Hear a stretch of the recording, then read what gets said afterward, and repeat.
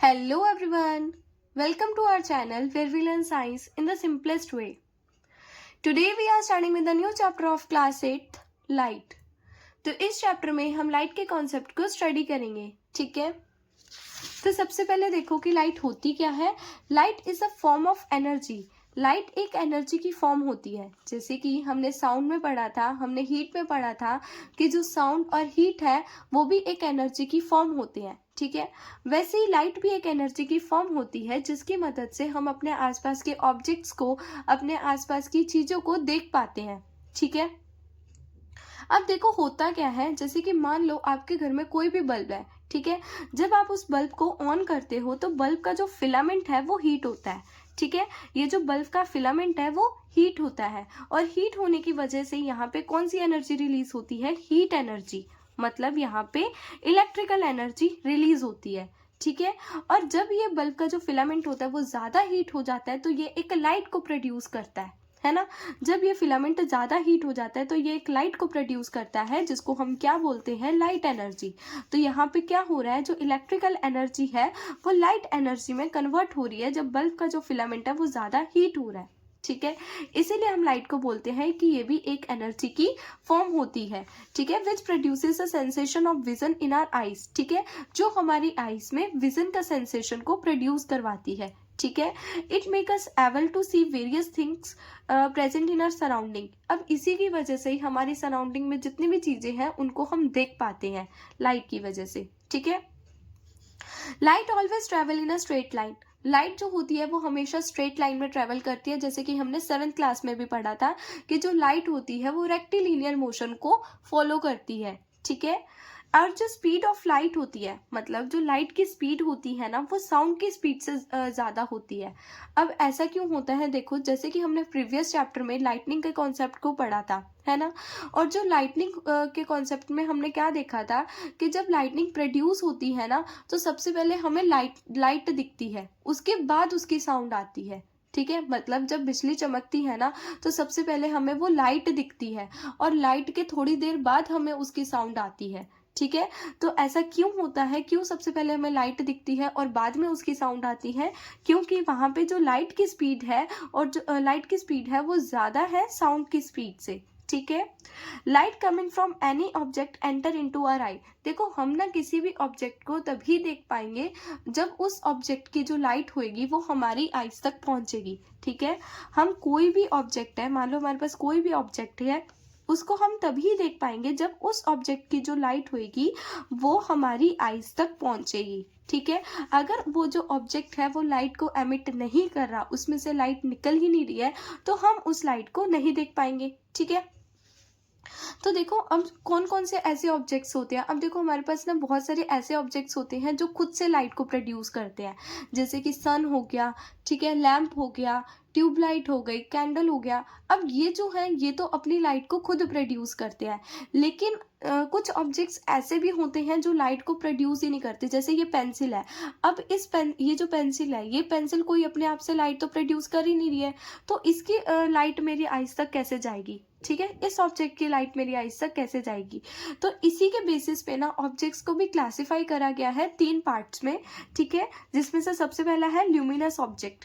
Luminous object का मतलब है वो ऑब्जेक्ट जो अपनी लाइट को खुद एमिट करते हैं, ठीक है, जिनके पास उनकी खुद की लाइट होती है, जैसे कि ट्यूबलाइट हो गया, ठीक है, कैंडल हो गया, सन हो गया, लैंप हो गया, ठीक है। ये सब they have their own light, ये अपनी लाइट को खुद से एमिट करते हैं, ठीक है। उसके बाद आते हैं नॉन ल्यूमिनस ऑब्जेक्ट।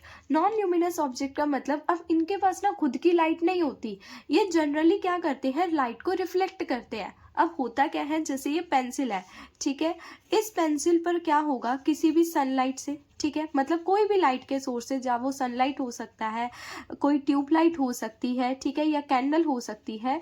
जब इसकी जो लाइट होगी इस पेंसिल पे पड़ेगी, ठीक है, जब सनलाइट ट्यूब मतलब कोई भी लाइट सोर्स से इस पेंसिल पे लाइट पड़ेगी तो ये जो पेंसिल क्या करेगी, इस लाइट को, मतलब इस पे जो लाइट पड़ रही है उस लाइट को मेरी आईज तक रिफ्लेक्ट करेगी, ठीक है।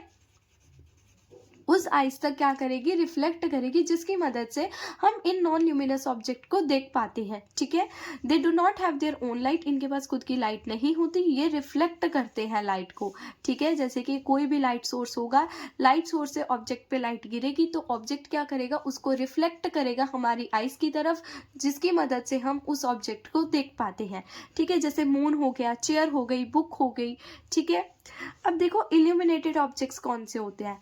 इल्यूमिनेटेड ऑब्जेक्ट्स भी ना सेम नॉन ल्यूमिनस ऑब्जेक्ट की तरह ही होते हैं। A non luminous object that can be seen only when light from other source fall on it. ठीक है, देखो non luminous object and illuminated object जो होते हैं ना, ये एक तरीके से सेम ही होते हैं। इल्यूमिनेटेड ऑब्जेक्ट्स भी वो नॉन ल्यूमिनस ऑब्जेक्ट होते हैं जिनको हम तब देख पाते हैं जब उनके ऊपर कोई लाइट गिरती है। ठीक है, जैसे कि मान लो मून है। ठीक है, मून भी अंधेरे में हमें दिख जाता है।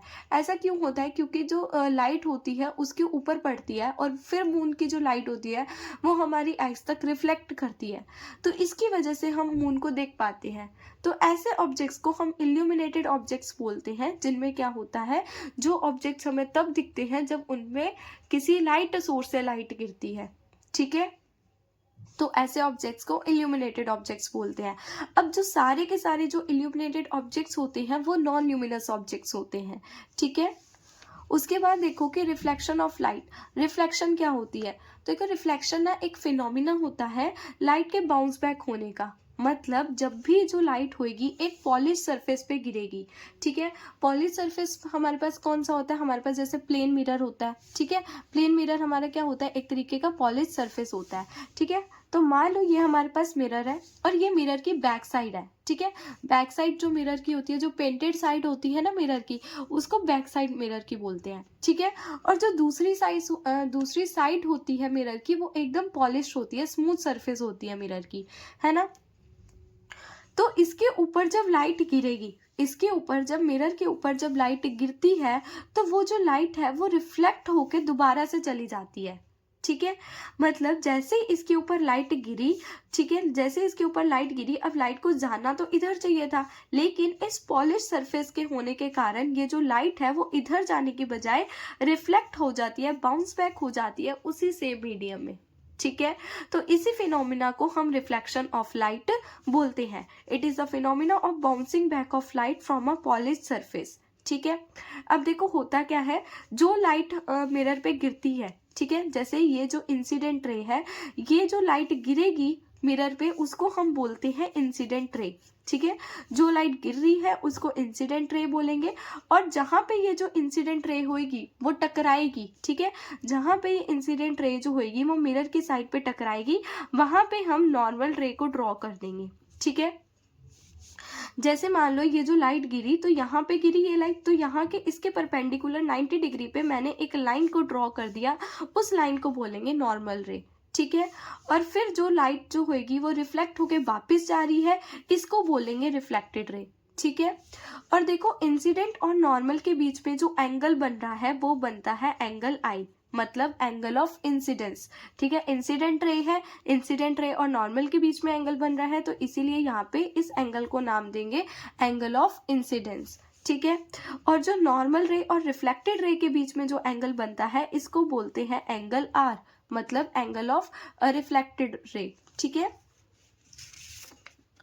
उसके बाद देखो अब रिफ्लेक्शन के भी हमारे पास लॉ होते हैं। सबसे पहला लॉ होता है कि जो एंगल आई होता है वो एंगल आर के इक्वल होता है, मतलब जो एंगल ऑफ इंसिडेंस होगा और एंगल ऑफ रिफ्लेक्शन होगा वो क्या होंगे, बराबर होंगे।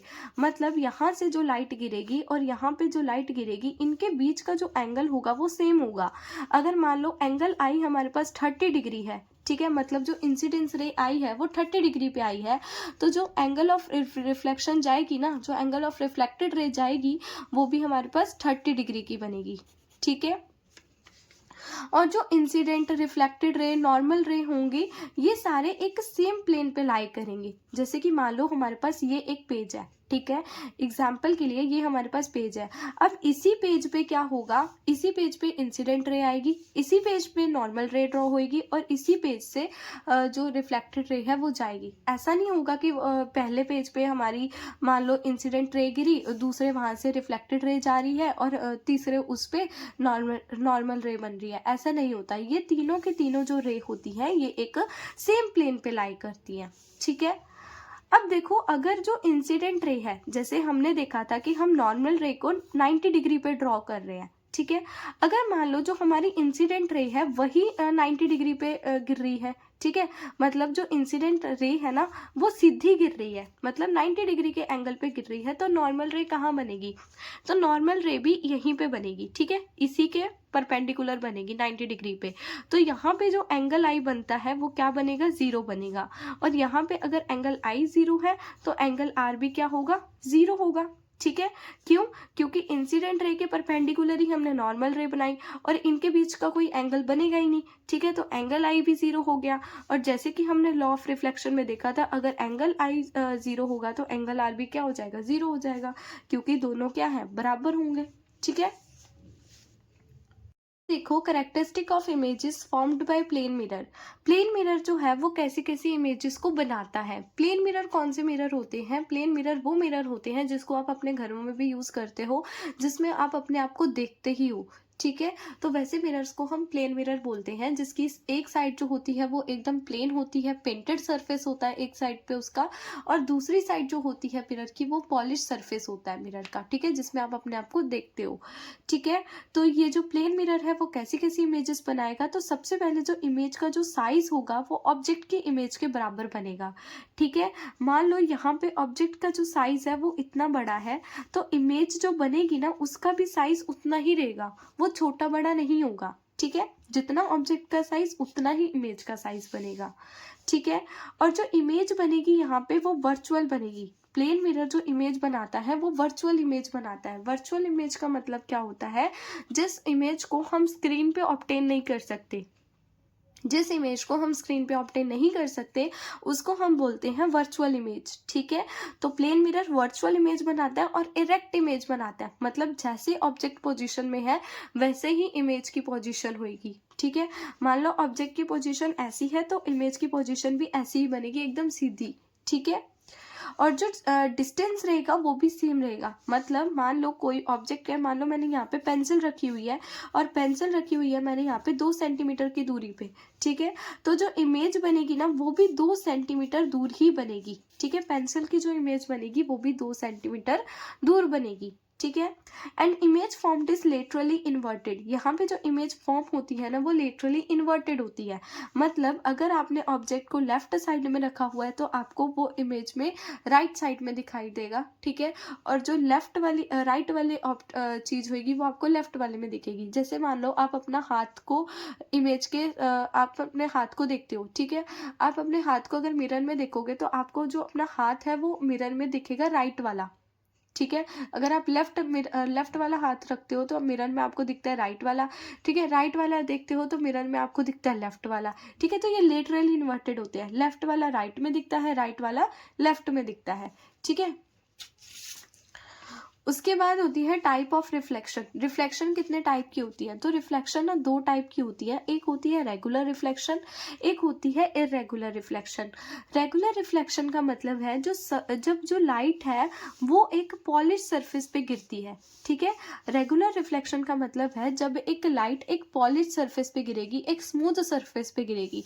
स्मूथ सरफेस का मतलब क्या होता है, जहाँ पे जो इरेगुलरिटीज होती है सरफेस पे वो बहुत ज्यादा कम होती है। ठीक है, तो जब लाइट ऐसे सरफेस पे गिरती है जो एकदम स्मूथ होता है तो वहां पे हमें क्लियर इमेज देखने को मिलती है। क्लियर इमेज देखने को क्यों मिलती है, क्योंकि जैसे मान लो यहाँ पे लाइट गिरी तो इसका ये नॉर्मल ड्रॉ हुआ और यहाँ से ये लाइट इधर जाएगी। ठीक है, इसकी लाइट इधर जाएगी, मतलब ये एक दूसरे के पैरेलल में ही जाते हैं। ठीक है, बाउंस बैक होके एक ही डायरेक्शन में जाते हैं। ठीक है, तो यहाँ पे इमेज हमें क्लियर देखने को मिलती है। लेकिन इरेगुलर में क्या होता है, जो इमेज होती है वो इरेगुलर सरफेस पे गिरती है। इरेगुलर सरफेस का मतलब रफ सरफेस पे गिरती है।